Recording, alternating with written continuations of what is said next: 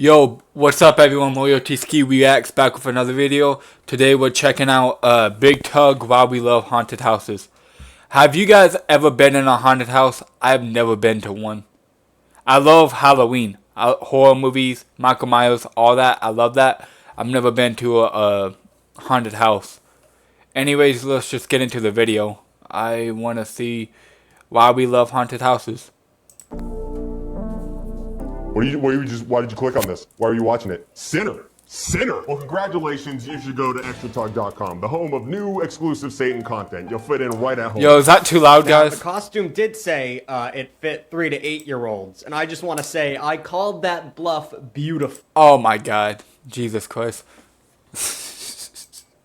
I mean, I definitely ripped the tutu when I was putting that on, but besides that, everything else, I mean, this is down to my arms. This is perfect. They say home is where the heart is. Guys, what's your favorite horror movie? Is an insane concept to me. It's vaguely spooky month here on the BigTugg program, and I'll be honest with you, being in a haunted house is a Yo, what is you guys' favorite horror movie franchise? I'm not talking about like horror movie individual. I'm talking about like franchise. It has to be a franchise, like Scream, Halloween, what's another one? Texas Chainsaw Massacre. What is your favorite horror movie franchise? Not just one movie, franchise. And you don't even have to like every single one, but just franchise in general. Mine would probably have to be the Terrifier. I love Terrifier. Comment down your guys's. Vaguely spooky concept to me. You guys know I don't like ghosts. Ghosts scare the crap out of me. So just thinking about being in an actual haunted house makes my heart beat like a hummingbird on meth. I'm afraid of my own apartment. I think there's ghosts in here right now. And you're telling me you want to make me leave my home to a very even scarier home for goofs and gaffs? You. And you want me to pay for the privilege to go get spooked by teenagers? Wait, you gotta pay to go in a haunted house? See, that's how you know I've never been to one. I didn't even know you had to pay. I thought it was just free. Teenagers? Strung out teenagers? No thank you. Long dark hallways are the bane of my existence, and I will not be taking any part of that. And like I said, I am scared of ghosts, but that doesn't make me any less of an adult. I pay my taxes, but dark basements are pure nightmare fuel, and I'm not alone. Studies reveal that upwards of 11% of Americans are rightly afraid of the dark. Yet for some of you deep depraved perverts, it's an actually titillating experience. According to professors at Purdue University, 10% of Americans deeply enjoy the adrenaline rush of horror, which is why haunted houses sell upwards of $500 million in tickets annually, way more than a neat little subscription over at BigTugg.com, $4 a month. I'll be quick about it. Obviously, people love the spooky shenanigans of haunted houses, as evidenced by the fact that over 1,200 open every year. With all of these options, we as Americans have become predictably desensitized. Wait, how many opens per year? He said 1,200? Damn. To haunted houses, not violent gun crime. It's just not enough to have a dumb little kid come out from under a corner and yell boo at you. We need movie-level practical effects and psychological scarring damage to get any bit of a happiness out of these dumbass events. And dude, I'm sorry. I'm actually terrified to go to a haunted house. The fact that like people pop up with like fake chainsaws, have masks on. Like, what if there's an actual serial killer there?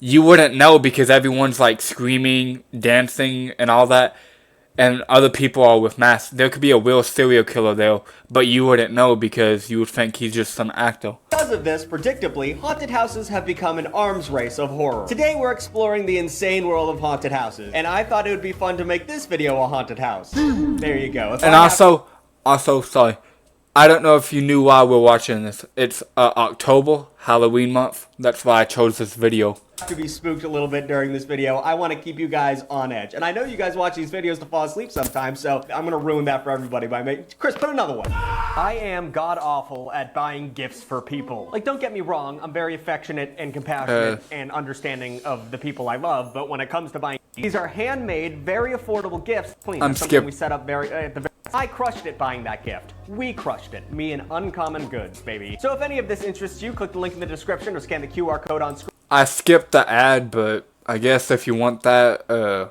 ahead and scan that. To get 15% off your first gift at Uncommon Goods. UncommonGoods.com. Yeah, that's you're gosh darn right that's uncommon. But overall, what got us so fixated on the concept of haunted houses? Well, we can trace the concept of a haunted place back to ancient Egypt, when tombs were inscribed with curses that warned would-be robbers that could face supernatural retribution. These curses weren't all hauntings. In fact, some of them were arguably way worse than that. Like the donkey's curse, which promised that the donkey would have their way with the robbers.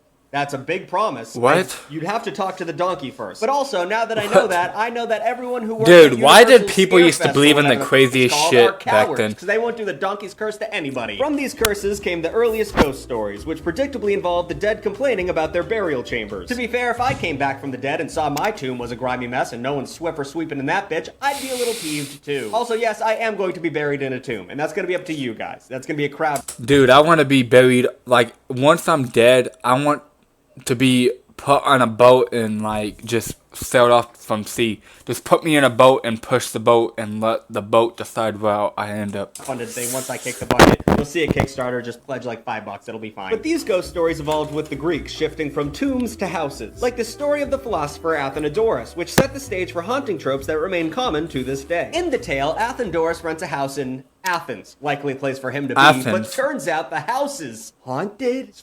Full of spooks. At night, while he's hard at work writing, he hears rattling chains and sees a ghostly vision of a decrepit old man. Athenodorus' first tactic? Ignore it. Ignore that weird old man, he'll probably go away. But finally, Athenodorus pays him enough tension long enough to realize that the ghost is trying to lead him to a spot in the courtyard. Ooh. I'm not gonna even lie. Do people even really go to haunted houses anymore? I feel like people just nowadays just stay at home and watch movies. Pretty much. Or just stay at home in general. He can afford a courtyard. Athenodorus takes the hint and he has that spot dug up only to find a body buried in an unmarked grave. And once the body finally had a proper funeral, the hauntings stopped. All the man wanted was a nice little bed to rest his ghostly little head. So lesson learned here, listen to ghosts. Ghosts can be voices in your head, listen to them. There's gold buried under the highway. Start digging. These types of stories became part of Greek and Roman folklore, and by the time we reached medieval times, oral legends of haunted castles and monasteries became the norm. This is thanks to many factors. One, the Catholics. Shout out Catholics. I talk about them all the time. Catholics believe in purgatory, which, for lore reasons, is a great place to have a ghost come from. A liminal space between heaven and hell where impure dead souls linger. Monks would write about ghosts as troubled spirits of people who died with unforgiven sins and need the help of the living to get them to heaven. This all sounds super dope and metal as hell until you realize that these unforgivable sins that they're writing about are it's like stealing silver spoons. It's not as tough as you'd think. Even stealing silver spoons. Tell me, why is it back in the day, why is it like, you see those pictures of like back in the day when they would have like 20 forks, a small fork, a meat, like, dude, I don't know, I guess people were just proper then. Now we just eat it with our hands. one of the big hauntings they describe is just a ghost helping carry a sack of beans in return for absolution. So, bring back the donkey dicks. What are we talking about? Beans? But it wasn't until the 18th century that our morbid fascination with scary tales took on a physical form. And it started with wax. Spooky, spooky wax. But have you ever been to a wax museum? Those are always terrible and terrifying at the same time. That's not Matt Damon. Chris, try and find a wax figure of Matt Damon. I don't know if that exists, but that's not Matt. Oh, I've seen those. I have never been to one, but I've seen pictures of them. Dude, the statues in the wax museums look so realistic. If you stood next to it, you would think it would be them. Matt Damon. In 1782, Swiss doctor and wax modeler Philippe Curtis created an exhibit in Paris creepy. called The Cavern of the Great Thieves. Did you know you could be a doctor and a wax modeler? I feel like if you have time to be a wax modeler, you didn't study enough to be a doctor. This show featured wax figures of famous French criminals who had been executed, along with royals who were guillotined during the French Revolution. Curtis was a mentor to Marie They made Rousseau, wax who would take her experience figures of dead of people like war King people. Louis XVI, I'm sorry, I don't know Roman numerals, I'm going to assume the 8th, and Marie Antoinette, and opened an exhibit in London in 1802 called the Chamber of Horrors. The exhibit was a hit, featuring scandalous criminals and fancy old dead people, along with other dark attractions like a guillotine. I don't know how I feel about that. They made wax museums of dead people. I don't know about that. And an actual mummy. Back in the day, white people were just taking mummies. In fact, Madame Tussauds is still open in London today. What the hell is this thing? What the hell? That is creepy. Inexplicably, it became a global, family-friendly brand. From its morbid beginnings, there are now Madame Tussauds in every country in the land, and it's ridiculous because those places suck. I don't know why The Rock gives a shit that he has a wax statue at Madame Tussauds. Although, if they made a wax statue of me, I'd be pretty hyped. But I feel like that's above a normal celebrity. Around the same time as Madame Tussauds' Demented Wax Museum, What? I'm recording. I'm recording. What the fuck is this? Where's real? Can I not wait? Oh shit, now I'm gonna have to record this whole thing over. I don't think it goes to checking today. Shit, I gotta record Well, you this. take this at bedtime. Uh-huh. I gotta get back to my video. Shit, man. Fucking come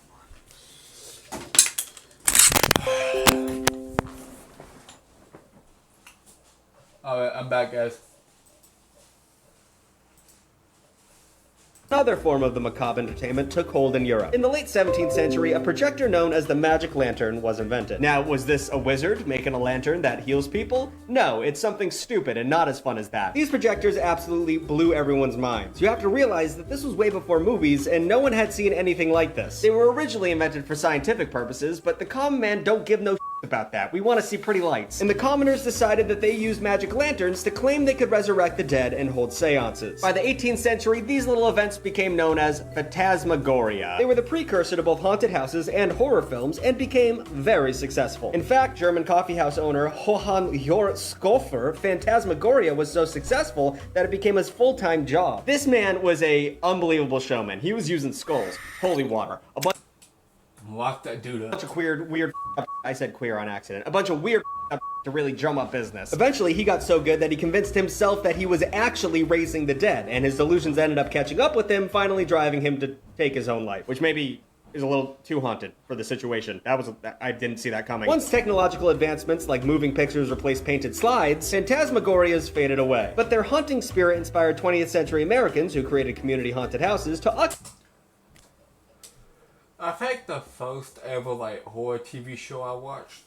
This is an old one. It's not even horror though, really. The Addams Family, not Wednesday, but like the original Addams Family. I remember watching growing up. That and Scooby Doo, but Scooby Doo isn't really horror per se.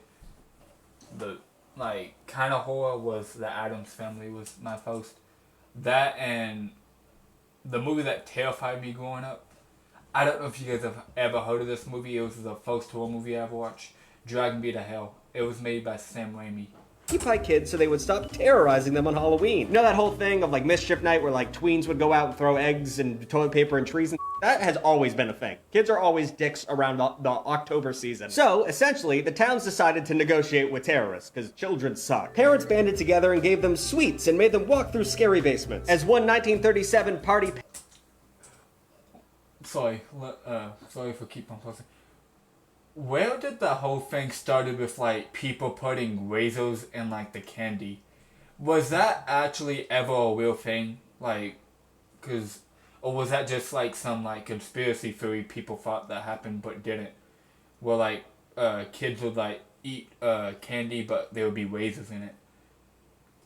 Pamphlet advertised, which they had party pamphlets back then, I guess. Hang old furs, strips of raw liver on the walls where one feels his way to dark steps. Now that might seem mediocre, but understand that this was all new. So you go to your friend's parents' basement and all of a sudden there's just raw organs on the walls and fur, and you're like, hey, I was promised candy. I don't know, am I about to die? These early haunted houses remained small and DIY, often put on by local civic groups to raise money for charity, until a man in the motion picture business decided to get involved. That's right, I'm talking about the one and only, cryogenically frozen, Walt Disney. In 1969, Disneyland's Haunted Mansion opened, one of the best rides ever made, combining optical illusions like those in Phantasmagorias with lifelike figures like those in Madame Tussauds. The ride was a wild success.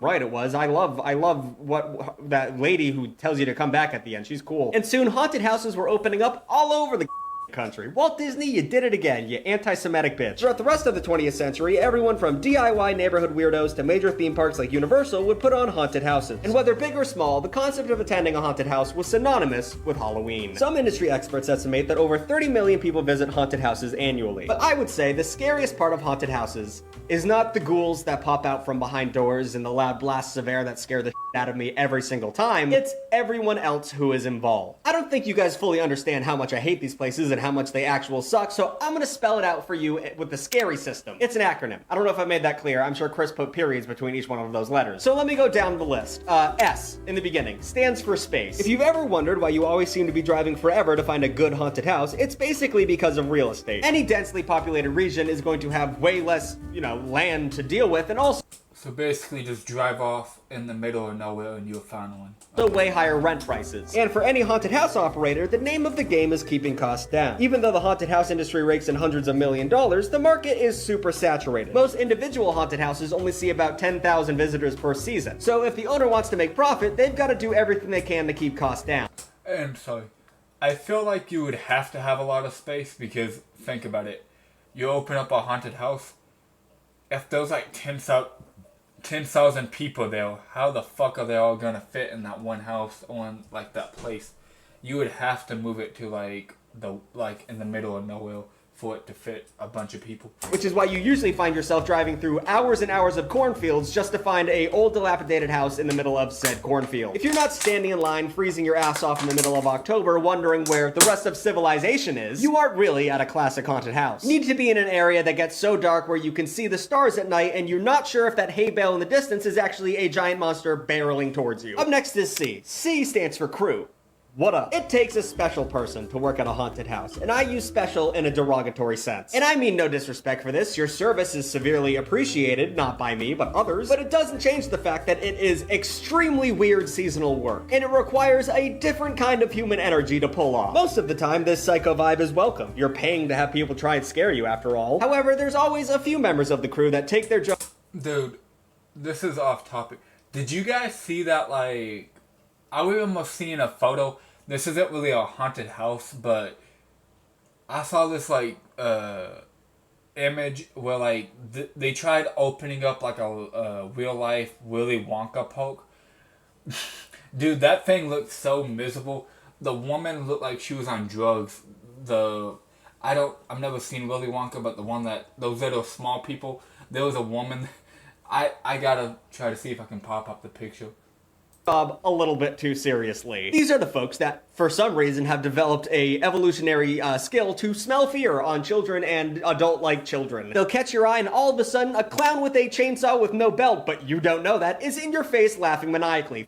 You. I hate that so much. Why do you always single me out? But there's always a gamble to scaring a That clown looks like he's from Twisted Metal. nerd like me because, unlike me, some nerds fight back. Even at places as squeaky clean as Universal Studios, there are regular attacks on scare actors, including a 2014 incident where a large brawl broke out after a scare actor was attacked by 6 men, resulting in security deploying tear gas and tasers. So just so you know, at Universal Studios, apparently they have tear gas and tasers on lock. Like, if you up big enough, you're gonna get gassed out of the park. So next up is A, and I'm guessing a major factor in the brawl that we just discussed, alcohol. So you're waiting in line in the middle of a random cold ass field. It's late and cold, and you're probably a little bit more freaked out at the prospect of demonic children by this point. So what do? You have a couple sips. You have a brewski. Take the edge off. You're in a field. Some haunted houses might have a small bar at the end of the experience, but that's not what I'm talking about. I'm talking booze in the flask, beer in the bag type situation. Which, to make very clear, I'm not condoning. A lot of these places do not with that concept. In a way, it's like tailgating in sports, but for the goth kids. I don't know. I've never been really tailgating except for one time in Notre Dame. But regardless, just to get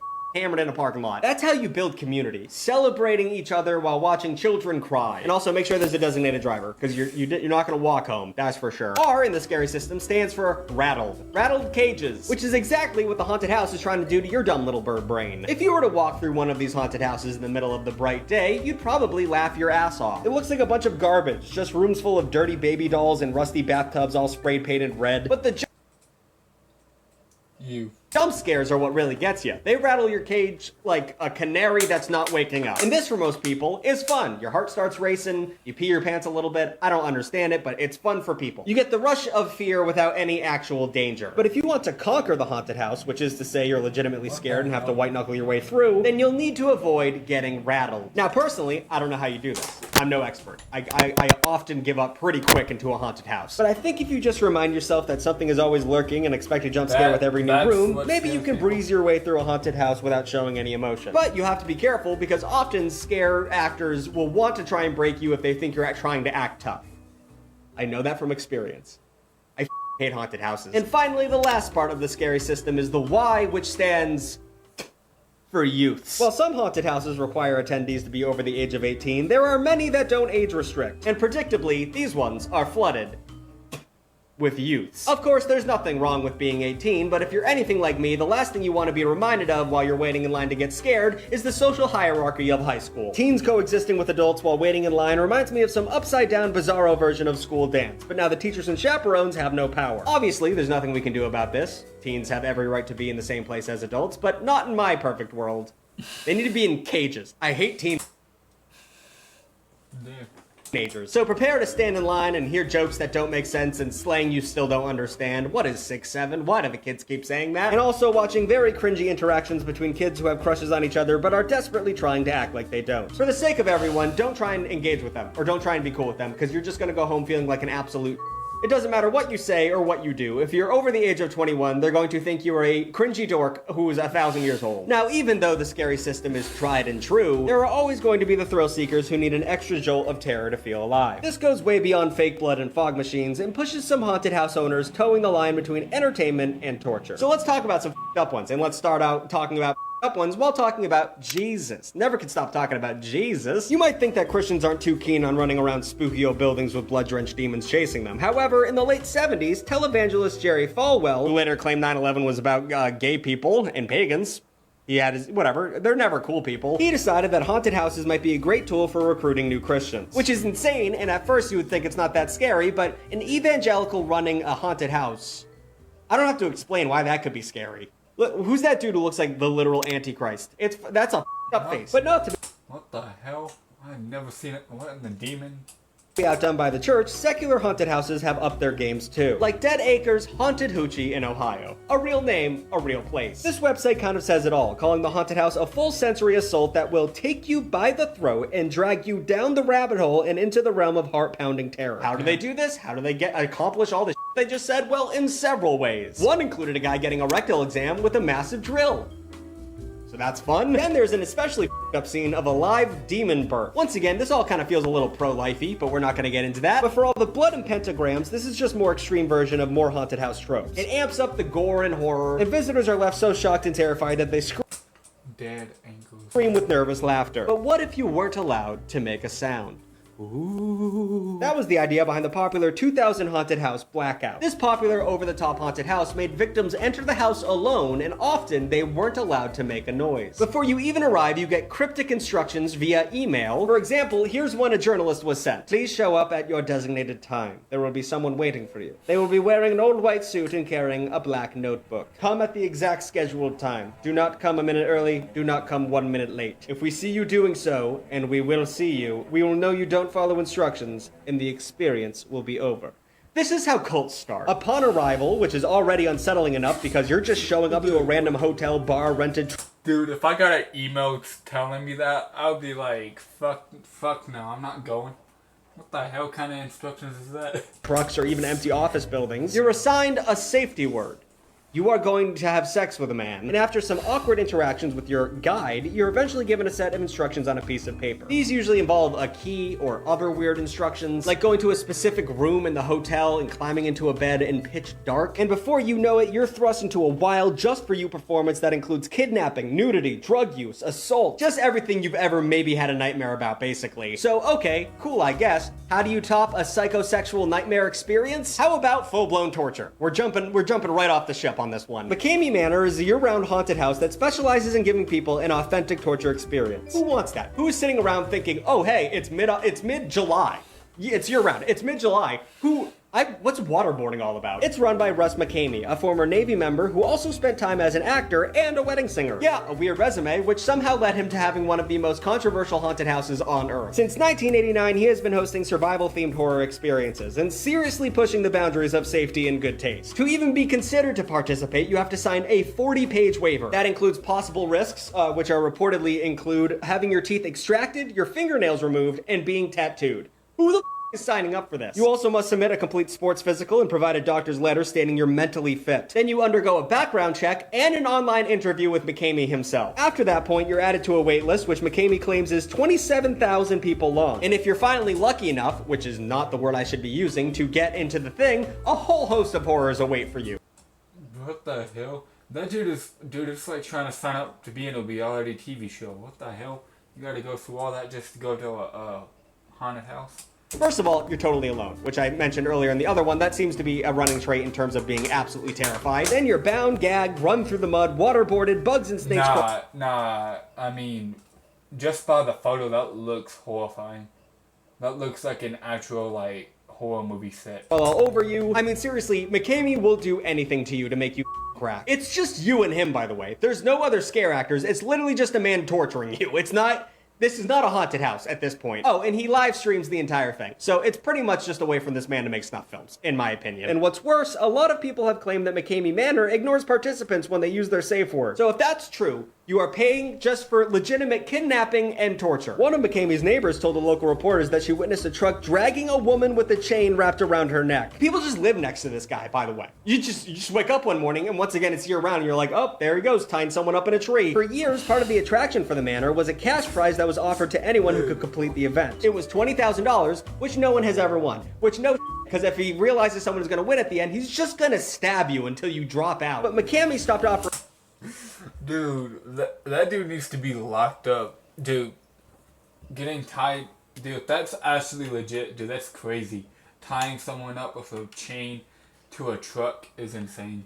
Money if it was ever real in the first place because he said he thought it meant people were going to go through the experience for the wrong reasons. I wonder what the right reasons could be, McKamey. What could the right reasons be? Being a pervert? Obviously, haunted houses help us confront these fears in a safe environment while avoiding therapy, even though they would actually be the most constructive way of working through these issues. But hey, would your therapist ever waterboard you? No, that dude sucks. He's a pussy. Go to McKamey Manor. What's the most extreme haunted house experience you've ever had? Have you ever seen two teenagers having sex in a haunted house? I have. Let me know in the comments down below. Happy vaguely spooky month, everybody. I hope you have a great Halloween. Like, comment, and subscribe. Actually, do all of those things. And check out Extra Tug, $4 a month. That was an interesting video. Again, I've never been to a haunted house, so that's why I didn't really talk much through the video because I just don't know much about them. I've never been to one. I love Halloween, but I've never been to a haunted house. So it's not like I would be like, oh, that's cool. Oh, I know what this one does. Like, you know, I don't know much. But, dude, that last one was insane. If I signed up, you gotta sign 40 pages just to get basically tortured. Nah, that's insane. But, yo, that was BigTugg. If you guys liked the video, like, subscribe, comment down. What's your favorite horror movie franchise to let me know you watched the video. Love you guys. Stay safe.